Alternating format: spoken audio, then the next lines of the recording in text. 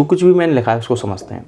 सबसे पहले मैं आपको एक छोटी सी बात बताता हूँ, प्लेसेंटल मैमल कौन से होते हैं। प्लेसेंटल मैमल मतलब अपरायुक्त स्तनी, एक ऐसे स्तनी जिनमें भ्रूण का विकास प्लेसेंटा के माध्यम से संपन्न होता है। यानी कि ये एक भ्रूण होता है इस प्रकार से, मान लीजिए ये एक गर्भाशय है किसी माँ का, और उसमें क्या पल रहा है, एक बच्चा पल रहा है। ये बच्चा भ्रूण है। अब भ्रूण जो है इसका सीधा कनेक्शन जो माँ से होता है वो होता है प्लेसेंटा के द्वारा। ये जो रेड कलर की नलिकाएं जा रही हैं, रक्त वाहिनियाँ, इसमें आर्टरी और वेन होती हैं, ठीक है। ये यहाँ भोजन उपलब्ध कराएंगी, फूड सप्लाई कराएंगी, ऑक्सीजन सप्लाई कराएंगी, यहाँ से CO2 को लेके जाएंगी, और जितने भी एग्जिस्ट यानी कि वेस्ट मटेरियल इस भ्रूण के शरीर से पैदा होते हैं उनको भी बाहर किया जाएगा, और जो इम्पोर्टेंट पदार्थ हैं उनको अंदर लाया जाएगा। किसके माध्यम से? प्लेसेंटा के माध्यम से। यानी संपूर्ण विकास प्लेसेंटा के माध्यम से ही संपन्न होता है। तो उन जीवों को प्लेसेंटल मैमल्स कहते हैं। ऐसे मैमल्स जिनमें भ्रूण का विकास प्लेसेंटा के माध्यम से पूरा होता है उन्हें ही प्लेसेंटल मैमल कहते हैं, ठीक है।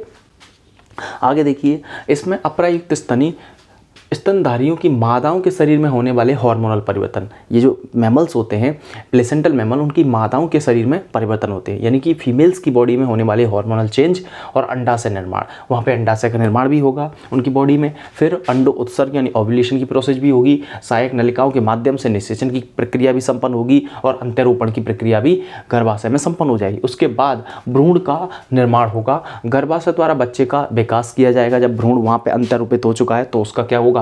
विकास होगा। तथा अपरायुक्त जो प्लेसेंटा होता है वो प्लेसेंटा के माध्यम से भ्रूण को गर्भ में ही पाला जाएगा।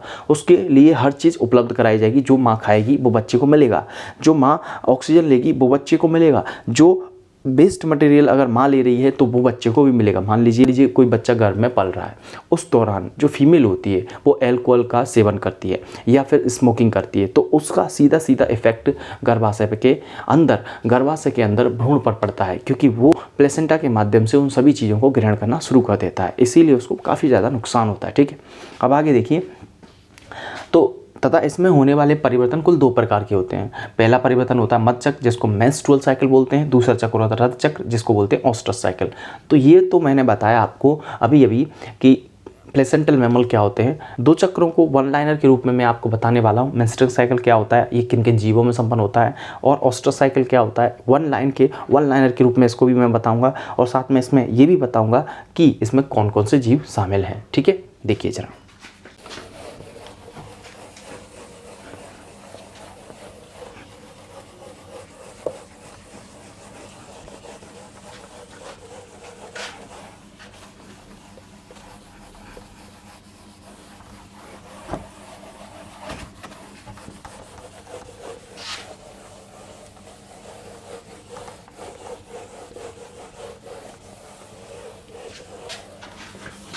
है मासिक चक्र।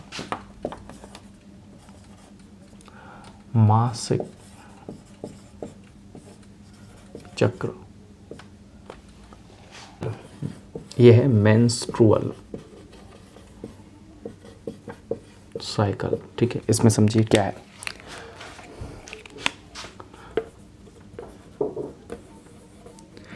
यह मादाओं में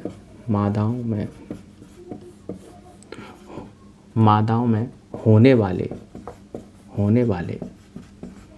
हार्मोन परिवर्तन, हार्मोनल चेंजेज द्वारा, मादाओं में होने वाले हार्मोनल चेंज द्वारा अंडाशय निर्माण तथा अंडोत्सर्ग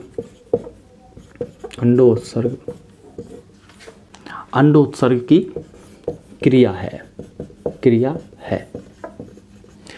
यह प्रक्रिया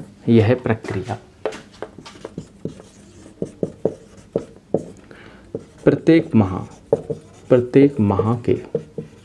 माह के कुछ 3 से 5 दिनों में पूर्ण होती है,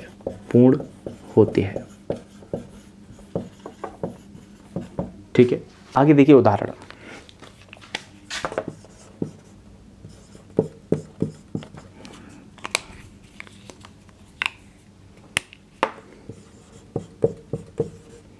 मानव में, बंदर में होगा,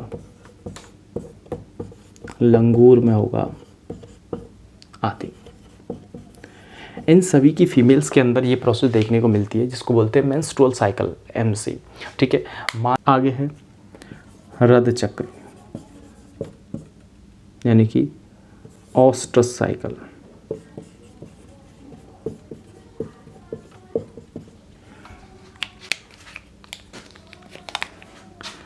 यह है नॉन प्राइमेट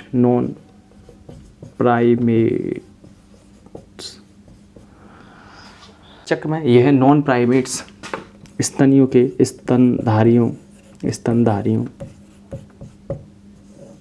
में होने वाला परिवर्तन है, होने वाला परिवर्तन है, बाले नहीं, होने वाला परिवर्तन है। भी अंड निर्माण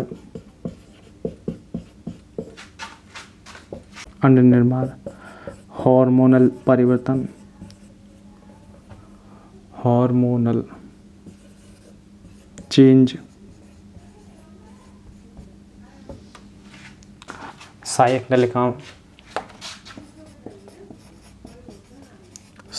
नलिकाएं नली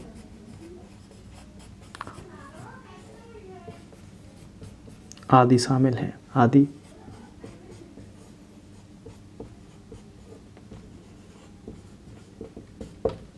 है, ठीक है।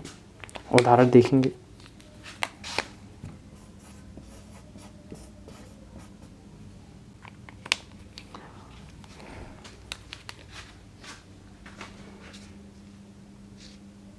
गाय, कुत्ता, बिल्ली, भेड़, चूहा आदि। गाय, कुत्ता, बिल्ली, भेड़ आदि। ठीक है। ये क्या लिखा हुआ है, ठीक है। लेकिन इससे पहले मैं आपको एक चीज़ बताना चाहूँगा कि जब हम मैमल्स का क्लासिफिकेशन करते हैं तो एक गण उसमें आता है। गण नाम की जो चीज़ आती है, ऑर्डर, वहाँ जो गण प्राइमेट होता है मैमल्स का, उनमें जो जीव आते हैं वो आएगा मानव, बंदर और लंगूर। और नॉन प्राइमेट्स जो होते हैं, जो कि जिनका गण प्राइमेट नहीं होता है, उनका क्लासिफिकेशन के दौरान पता चलता है कि ये नॉन प्राइमेट हैं। कुत्ता, बिल्ली, भेड़, गाय, ये नॉन प्राइमेट एनिमल हैं। ये ऐसे एनिमल हैं, इनके अंदर भी ये चक्र चलता है और इनके अंदर भी चक्र चलता है। लेकिन इन दोनों चक्रों में अंतर क्या है, ये समझते हैं ज़रा। देखिए, मेंस्ट्रुअल साइकिल यानी कि ये फीमेल्स की बॉडी में होने वाला हार्मोनल चेंज है। यहाँ एग का निर्माण होगा, फिर ओव्यूलेशन की प्रोसेस यानी अंडोत्सर्ग की क्रिया होगी। और यहाँ जो गर्भाशय होता है, गर्भाशय की एक परत होती है जिसको बोलते हैं एंडोमेट्रियम, वो टूटती है। इसकी वजह से करीब 3 से 5 दिन तक यहाँ ब्लीडिंग देखने को मिलती है, यानी कि रक्त, जो ब्लड का स्त्रावण देखने को मिलता है। तो ब्लीडिंग फेज मेंस्ट्रुअल साइकिल में देखने को मिलता है, क्योंकि एंडोमेट्रियम क्या होती है, क्षतिग्रस्त हो जाता है। क्योंकि एंडोमेट्रियम क्षतिग्रस्त होती है, डैमेज होती है, उसकी डैमेज होने के कारण ही ब्लीडिंग। ये जो ऑस्ट्रस साइकिल होता है, यहाँ किसी प्रकार का कोई भी रक्त स्त्रावण देखने को नहीं मिलता, क्योंकि यहाँ जो एंडोमेट्रियम है गर्भाशय की, वो पुनः अवशोषित हो जाती है। वो टूटने की जगह रीऑब्जर्वेशन हो जाता है उसका, वो टूटेगी नहीं बल्कि उसका अवशोषण हो गया, तो किसी भी प्रकार का ब्लीडिंग फेस यहाँ देखने को नहीं मिलता। इसीलिए यहाँ ये पर्टिकुलर टाइम में होता है। और इस पर्टिकुलर टाइम में जैसे कुत्ता है, कुत्ता में पतझड़ के मौसम में होगा, और गाय है तो बसंत के मौसम में होता है। इन जीवों में अलग अलग मौसम के एक पर्टिकुलर टाइम होता है मौसम का, उस मौसम के टाइम पर ही इन जीवों में जनन की प्रक्रिया देखने को मिलती है। क्यों? क्योंकि उन जीवों के अंदर ऑस्ट्रस साइकिल उसी समय पर शुरू होता है, और उसी समय पर शुरू होगा तो लैंगिक संपर्क भी उसी समय पर होता है जीवों का। ये समझ लीजिए, ये गाय, कुत्ता, बिल्ली और भेड़ में होता है। ठीक है।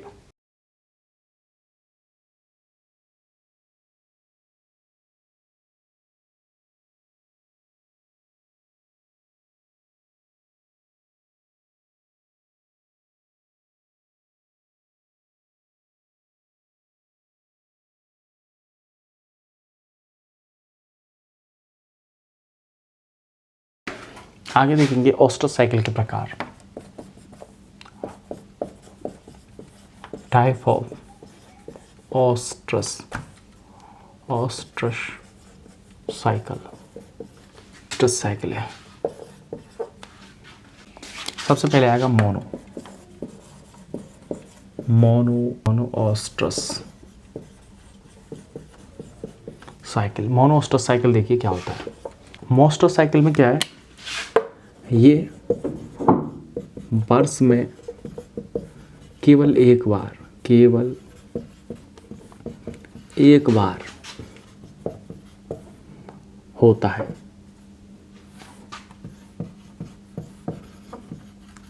उदाहरण देखिए, हिरण के अंदर। आगे देखिए, ये वर्ष में केवल एक बार होता है और उदाहरण हिरण के अंदर। तो हिरण के अंदर जो ओस्ट्रस साइकिल केवल एक बार चलेगा। हिरण भी अपने आप में एक नॉन प्राइमेट एनिमल होता है, ठीक है। पॉलीस्टस, दूसरा है पॉलीओस्ट्रस साइकिल। ये वर्ष में अनेक बार विकसित होता है, अनेक बार आता है या विकसित होता है, अनेक बार विकसित होता है, विकसित होता है।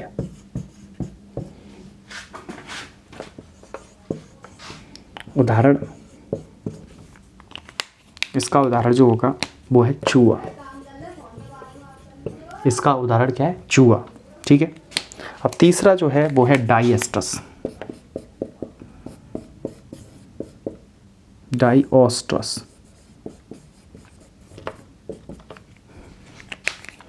ये वर्ष में केवल 2 बार, ये वर्ष में केवल 2 बार विकसित होता है, विकसित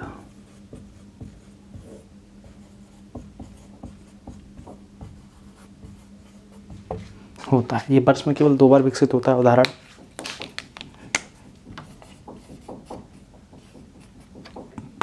कुत्ता, ठीक है। इसका उदाहरण हिरन, इसका उदाहरण चूहा, इसका कुत्ता, ठीक है। अब आप समझे टाइप ऑफ ओस्ट्रस के अकॉर्डिंग कि मोनोओस्ट्रस कैसे जीव होते हैं, पॉलीओस्ट्रस कैसे जीव होते हैं और डाइओस्ट्रस जीव कैसे होते हैं, ठीक है। अच्छा जी, जीव नहीं बल्कि इनके अंदर चलने वाला एक प्रोसेस होता है, एक परिवर्तन होता है, एक चक्र होता है, ठीक है।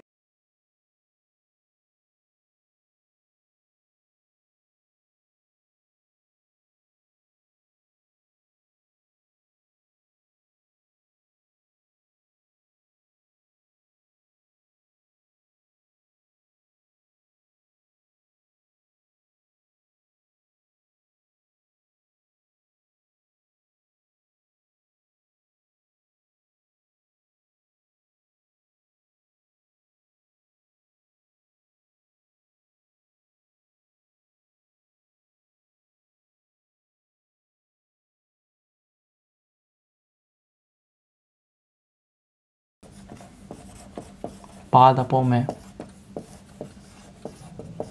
लैंगिकता,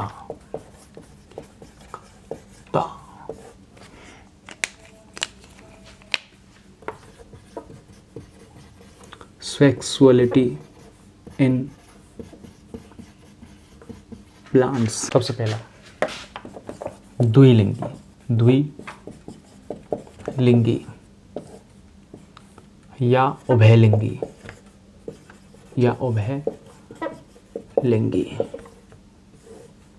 भाई, ऐसे पौधे या पेड़, ऐसे पादप जिनमें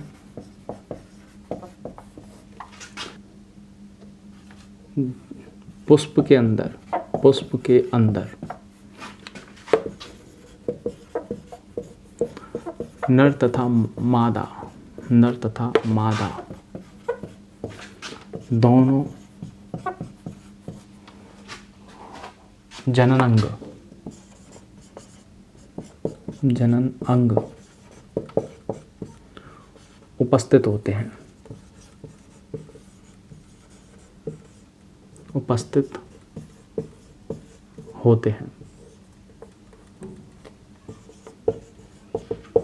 ठीक है। द्विलिंगी पादप कहलाते हैं। उदाहरण,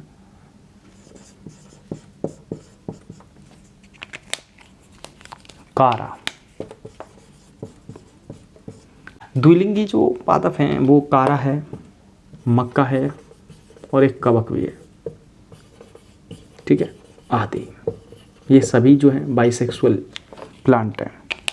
अब समझेंगे हम एक लिंगी।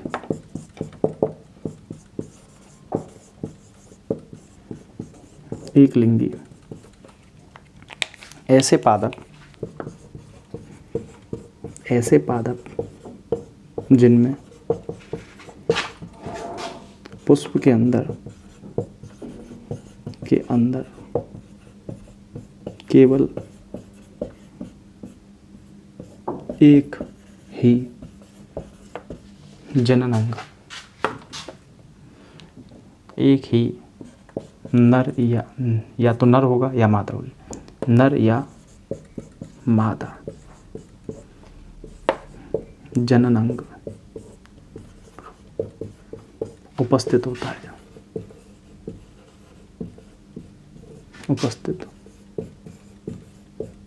है,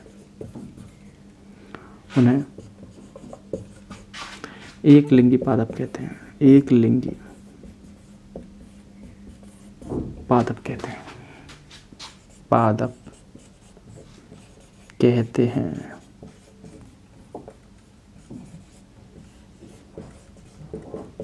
ठीक है, उदाहरण देखेंगे। उदाहरण है, अब उदाहरण देखिए, खजूर, पपीता और मार्केंसिया।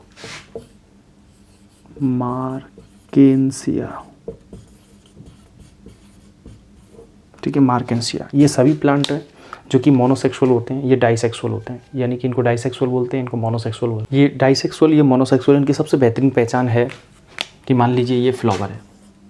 अब ये फ्लावर है तो फ्लावर के अंदर क्या होता है कि रिप्रोडक्टिव पार्ट होते हैं। क्या होते हैं? रिप्रोडक्टिव पार्ट होते हैं। तो रिप्रोडक्टिव पार्ट कौन कौन से होते हैं ये समझने की कोशिश करें।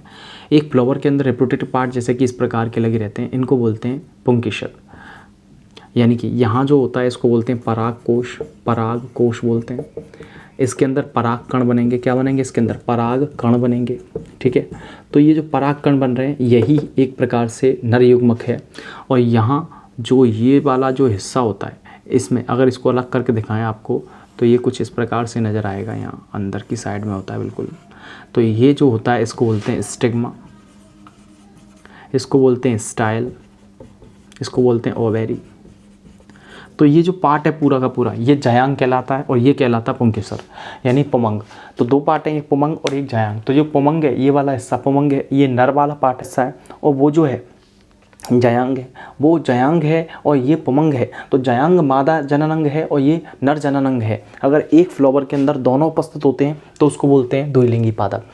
दोनों में से केवल एक चीज़ पाई जाती है तो ऐसे प्लांटों को मोनोसेक्सुअल प्लांट कहते हैं। या तो पुमंग पाया जाएगा या फिर जायांग पाया जाएगा। फ्लावर पूरा का पूरा फ्लावर होगा लेकिन उसके अंदर रिप्रोडक्टिव पार्ट, जो फ्लावर तो पूरा ही कंप्लीट होगा लेकिन उसके अंदर रिप्रोडक्टिव पार्ट जो होता है वो एब्सेंट हो जाता है। क्यों? क्योंकि या तो नर आएगा या मादा आएगा। यदि नर आ रहा है तब भी वो मोनोसेक्सुअल है, अगर मादा आ रहा है तब भी वो मोनोसेक्सुअल है, यानी कि वो क्या है? एक लिंगी पादप है। लेकिन दोनों एक ही फ्लावर के अंदर उपस्थित हैं, नर और मादा जननांग यानी कि जायांग और पुमंग दोनों एक ही फ्लावर में पाए जाते हैं। तो ऐसे प्लांटों को बोलते हैं द्विलिंगी प्लांट या द्विलिंगी पादप। ठीक है,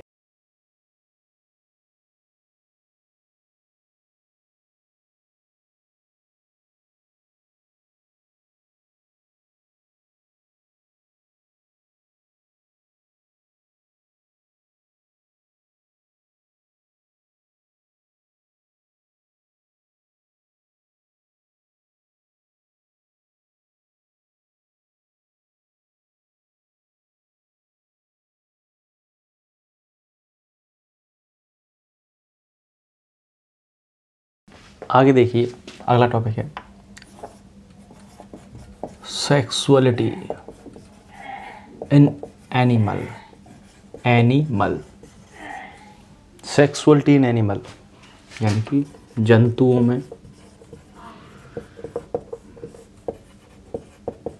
में लैंगिकता।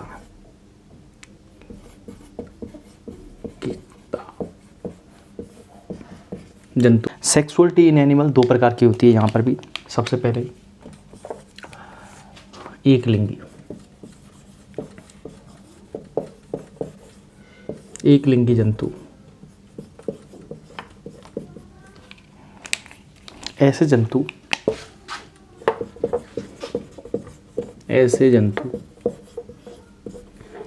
जिनके शरीर में केवल एक युग्मक का निर्माण होता है, निर्माण होता है या जिनमें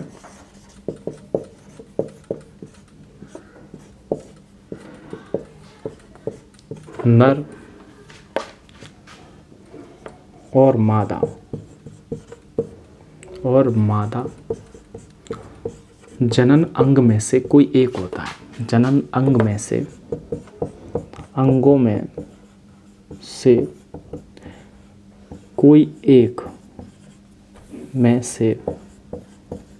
कोई एक जनन अंग पाया जाएगा। कोई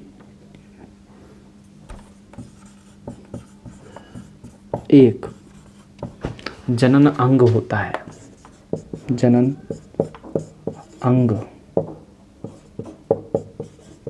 होता है। अब एक जनन अंग होगा तो उनकी बॉडी में केवल एक प्रकार का गैमेट ही बनेगा। तो एक प्रकार का गैमेट बनना इस बात की तरफ इशारा है कि उनकी बॉडी में केवल एक ही जनन अंग पाया जाता है, यानी कि इंडिविजुअल नर अलग हुआ, मादा अलग होगी। अर्थात यहाँ नर तथा मादा अलग अलग होती हैं, अलग अलग शरीर में होती हैं, अलग अलग होते हैं।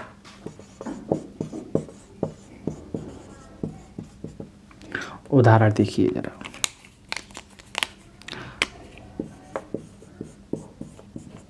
मानव, कॉकरोच, ठीक है। मानव है, कॉकरोच है, ये दो उदाहरण हो गए। तो ये तो हुए एकलिंगी जंतु। जरा समझिए क्या लिखा है मैंने। ऐसे जंतु जिनके शरीर में केवल एक युग्मक का निर्माण होता है। एक युग्मक यानी कि एग या फिर स्पर्म, इनमें से केवल एक ही बनेगा। एक बॉडी के अंदर एक युग्मक का निर्माण होता है जिनमें नर और मादा जनन अंगों में से भी कोई एक जनन अंग उसकी बॉडी में पाया जाएगा। यानी कि दोनों जनन अंग एक ही शरीर में पाए जा रहे हैं, ऐसा बिल्कुल नहीं हो सकता, ठीक है। अगर होगा तो वो नर और मादा की कैटेगरी से ही बाहर हो जाएगा, ठीक है। वो नर और मादा जनन अंगों में से केवल एक जनन अंग यहाँ पाया जाता है और यहाँ नर और मादा अलग अलग होती हैं, इसीलिए इनको कहते हैं एकलिंगी जंतु। और एकलिंगी जंतु में सबसे बेस्ट उदाहरण मानव है और दूसरा है कॉकरोच, ठीक है।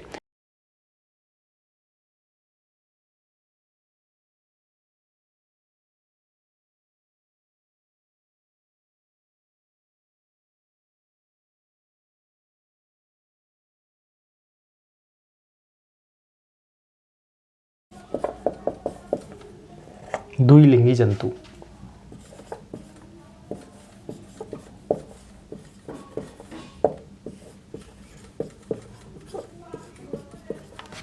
द्विलिंगी जंतु यानी कि ऐसे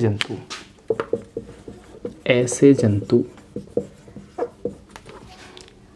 जिनके शरीर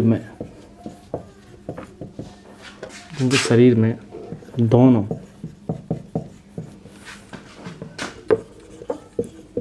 युग्मकों स्पर्म और एग, दोनों युग्मकों का निर्माण होता है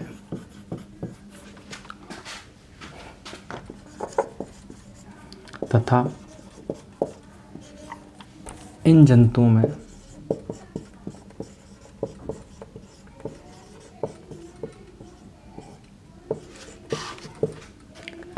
एक ही शरीर में, इन जंतुओं में एक ही बॉडी के अंदर एक ही शरीर में नर तथा मादा जननांग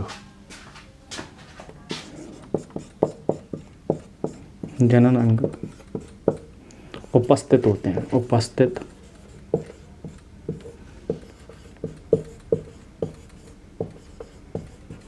होते हैं।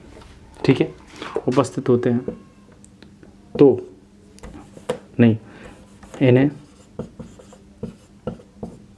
द्विलिंगी जंतु कहते हैं। द्विलिंगी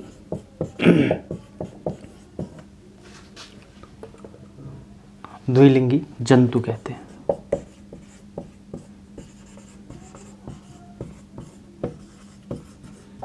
ठीक है, अब उदाहरण देखेंगे। केचुआ, उदाहरण देखिए। केचुआ, जॉक, जॉक, स्पंज, टैप वर्म, चपटे कृमि आदि। ऐसे जंतु जिनके शरीर में दोनों युग्मकों का निर्माण होता है, यानी एक ही बॉडी के अंदर दो अलग अलग गैमेट बनेंगे, स्पर्म भी बनेगा और एग भी बनेगा। क्यों? ऐसे एनिमल्स के अंदर नर और मादा दोनों जननांग एक ही शरीर में पाए जाते हैं। जैसे कि केचुआ जो होता है, केचुआ, इसकी बॉडी के अंदर स्पर्म भी निर्मित होते हैं और एग भी निर्मित होता है। इसकी बॉडी के अंदर नर जननांग शिश्न भी पाया जाता है और योनि भी पाई जाती है, मादा जननांग भी पाया जाता है। तो दोनों के दोनों एक ही शरीर में पाए जा रहे हैं। मतलब क्या हुआ, ये द्विलिंगी जंतु हो गए। अब द्विलिंगी जंतु जिसके शरीर में दोनों जननांग पाए जा रहे हैं, तो दोनों के दोनों युग्मकों का निर्माण होना संभव है। इसीलिए इन जंतुओं को द्विलिंगी जंतु कहते हैं। दूसरे नंबर पर जॉक, तीसरे नंबर पर स्पंज और टैपवर्म। इस वीडियो को लाइक करें, हमारे